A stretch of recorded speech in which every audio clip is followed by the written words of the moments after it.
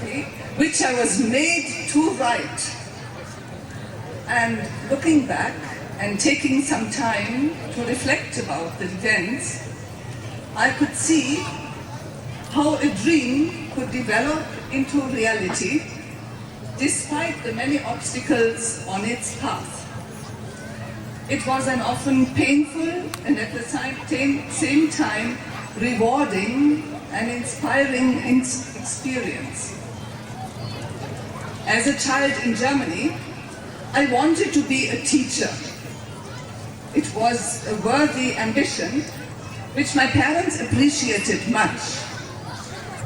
What strengthened my desire was the kind of teachers I had and their influence on me.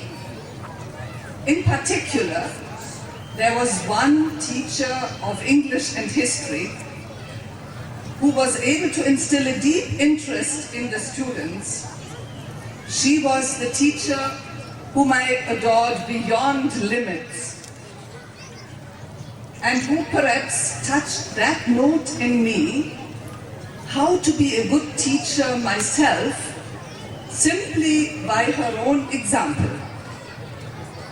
As it turned out, I went on to study medicine and became a doctor.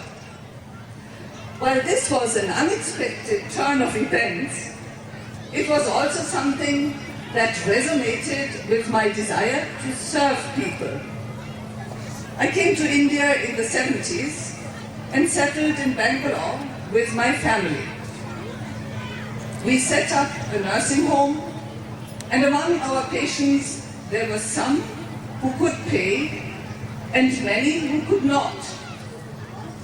The years as a doctor also brought me in close contact with people who struggled to make ends meet, with families with alcoholic husbands, single mothers for whom educating their children was near to impossible, children who had no one to look up to and whose future was dismal. The feeling of hopelessness was palpable, and it was heartbreaking to see their plight.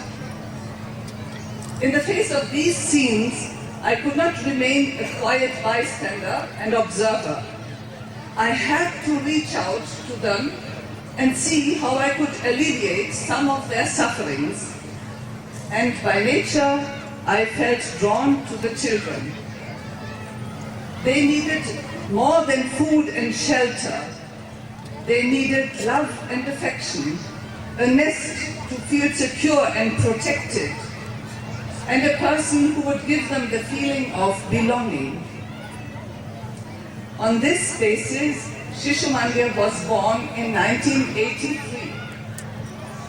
The idea was to provide a home for children, not in the sense of an institution where they would get the basic needs to survive, but a place which felt like their home, where they would learn to trust in people, a place where they would learn to love and be free. We began this work in our own way. With no infrastructure to rely on, we started taking these children into our very personal fold. Not only did they receive a lot of warmth and tenderness, but also did they get little tasks to fulfill.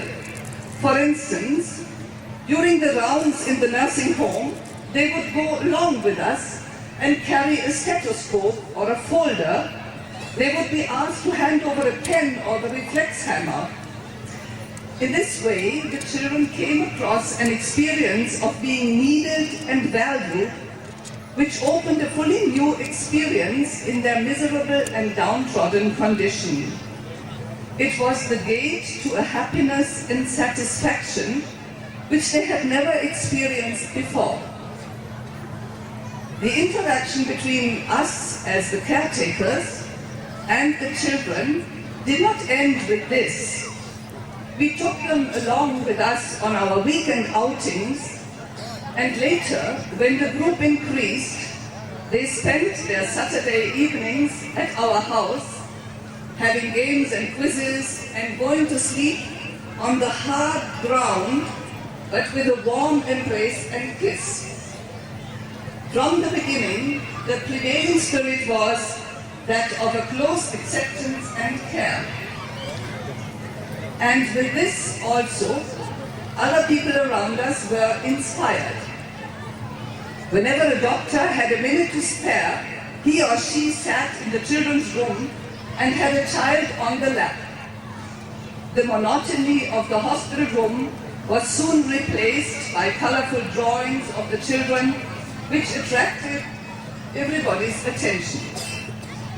And with this acceptance, the children came out of their shell and transformed into cheerful, happy, and even naughty boys and girls who developed a personality of their own. We did not follow a plan to deal with the children. Instead, a sense of family grew within us and allowed the children to overcome their inhibitions and fears. Looking back and reflecting about the most essential quality of our home, I feel that it is the individual acceptance and the respect shown for every child that makes all the difference. The initial success made us venture higher. When the children had to be placed to school, I chose the surrounding schools of our area.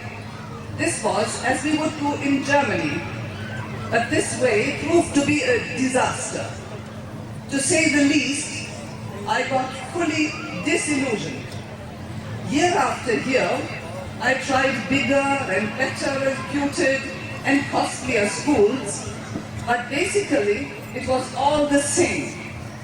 The lessons were dull and reflected the incompetence of the teachers and immediately killed any zeal for learning. In these schools, our children were wasting their time and we our money.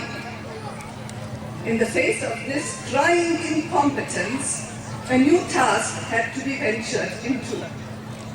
I set up a school of my own, again based on mere intuitive understanding of what had to be done and with no professional knowledge. This venture seems to have become a success. The professionalism came from my German teacher friends who had previously lost their hearts to Shishumandir as volunteers and who continue to come year after year to groom the fledgling Shishu school. And slowly, our teachers, who initially struggled hard to subject themselves to a fully alien system of teaching, also accepted the new trend by growing enthusiasm, with growing. Teaching should be fun, lively, and relevant to the children's age and understanding. Our aim was to educate children to be able to think for themselves and carry a strong sense of responsibility, not only to themselves, but also to society at large.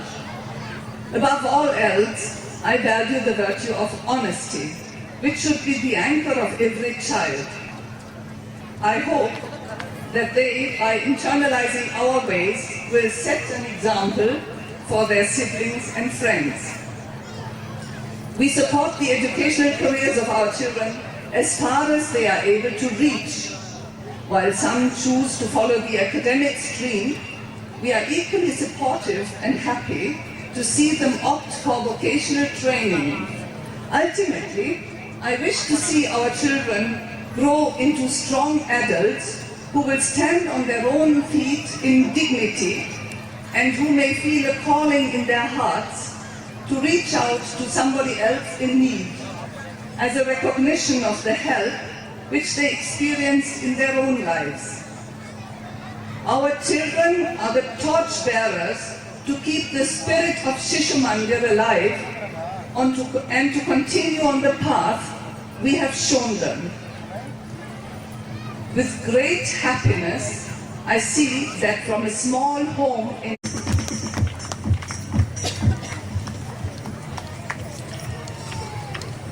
the 25 years of Shishumandir have also been noticeably framed by the silent background guidance of my friend and past president of Shishumandir, Duarte Barreto, who in spite of his overloaded work schedule always kept a special love for Shishumandir, which expressed itself in connecting us with important people and ultimately in finding the leading people of Shishumandir.